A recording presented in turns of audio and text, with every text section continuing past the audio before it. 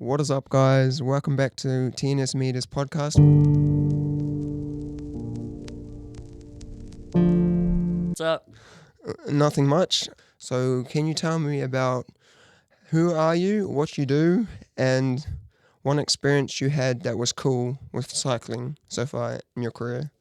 My name is Andrew Hosking, and I have been cycling semi-professional for probably about 6 months at this point now.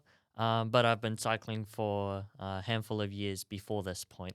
And it just started off as going to school by bike, mainly because the bus would be late. And so I was like, oh, just sick and tired of, waiting. So that's when I started picking it up about 6 months ago, looking to level up my gear as well. What type of gear do you have for your cycling? So at the moment, I just got the pretty basic stuff, just the standard lycra stuff, padded shorts, also a mixture of types of gloves as well, but also thermal gear, so I can just cycle all year round as well, which I find pretty great because it keeps me active, but it's also it's got health benefits as well for being active often. How long would you normally go for a cycle when you're cycling, your average cycle length? Excluding to and from work, I'd say that the average length cycle that I do would be somewhere between 70 to 90 Ks. This will be typically once a week.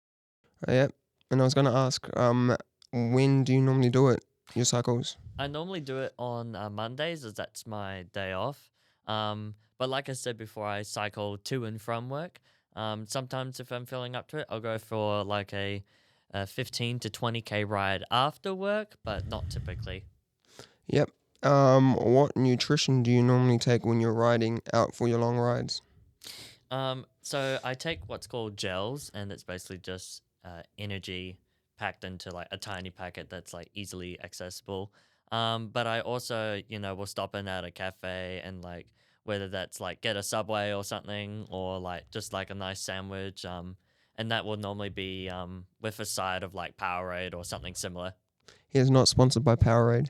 Not sponsored by Powerade at all. If anyone's wondering, where would you get these gels from? So you can get them online at just search up gels, cycling gels, and that should just come up. But for me, I get it from Pack and Save Papamoa as it's local. Not as close as I'd like it to be, but it's only a ride away, so not too far. And it's super cheap as well. Do you have any cycling experiences that have been enjoyable or questionable? Oh well, more so recently, I got gifted a pair of cycling shoes from a mate overseas, which is an absolute blessing for me. And actually, just last night, I got gifted a pair of cycling cleats to go with the shoes. Sorry. So yeah, just an absolute blessing from just friends that I know just giving me stuff, and that's just a couple of things that's happened recently. But also receiving like free cycling kits from other friends who are no longer doing cycling, but also winning multiple giveaways online as well. Like I've probably won like over $1.5 grand worth of stuff just like within the last 2 to 3 months. It's just been absolutely amazing. For anyone getting into cycling, what would you recommend them do? I would say you probably want to look at getting secondhand stuff first, or borrowing, or even permanently borrowing stuff from friends, as it is cheaper to start with. But like if you're willing to pay more, you're gonna get better quality as well. So I guess it's just personal preference down to each particular person. Where did you get your gear from? So my bike is secondhand from my mum. It's got some small issues, but that's all right. It gets you from A to B. Um, and my cycling kits, I got them from a bicycle booth. Great guys. You should go check them out.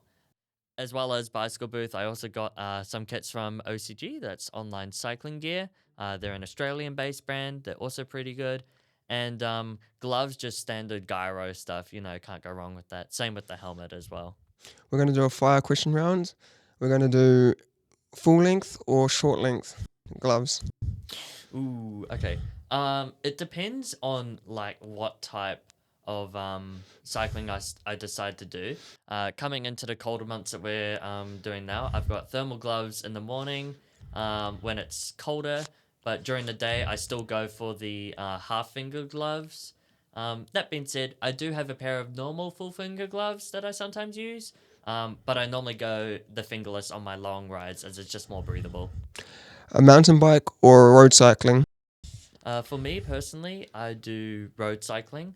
The benefits of having a road bike is obviously it's more aero, but with a mountain bike, you can have the option of full suspension. Not that you can't have that with a road bike, but you just don't typically see that.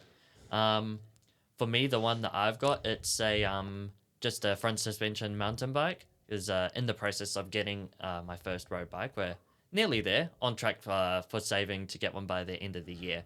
So watch the space. Um, Groups or on own cycling?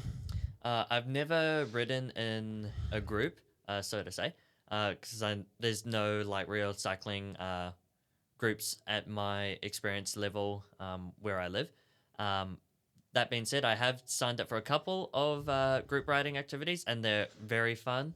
I'd say it comes down to again just personal preference, but I'd say like cycling in a group is definitely more fun than riding solo. Um, yeah, but that being said, I also ride solo mostly because I don't have a group around me. Yep. Kit or no kit? Cycling kit or no kit? Oh, always kit, always. Yep. Yep. That was a quick fire round with Andrew's Hosking or Andy Cycles. We're gonna keep talking with him about cycling. Yeah. Do you have any additional stuff you want to say about cycling? Um, I'd say for beginner cyclists, you don't need to like do the whole gel thing. I only just started doing that with like within the month, and like because I always thought that was expensive, but getting it from a local pack and save, it's only like it's like $1.50 or something, super super cheap. Mm-hmm. Um, but if gels isn't your thing, just get some like, just like some electrolytes, water stuff, or even just like buy a Powerade from like your local supermarket or something like that, and that will just do the job just fine. But making sure that you're also fueling right while you're out riding, because one of the mistakes that I made on my first handful of rides was not fueling properly and coming home just feeling absolutely, exhausted with like headaches and stuff from uh not enough water or something similar. So making sure that you're fueling right, that you're eating right, before and during your ride. How old when you started cycling? Did I already ask this question? I don't think you did. Um, it'd be back when I was at school, so it'd be like, oh, when was I? You're right, so that'd be like 10 years old or something like that, eh? 12. Did you still have the same bike you have now?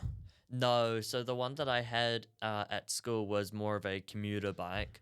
That one got sold because it came to winter, and since I didn't have the type of stuff that I do now, I wasn't keen on riding to school in the cold, so flicked it and got money back on it.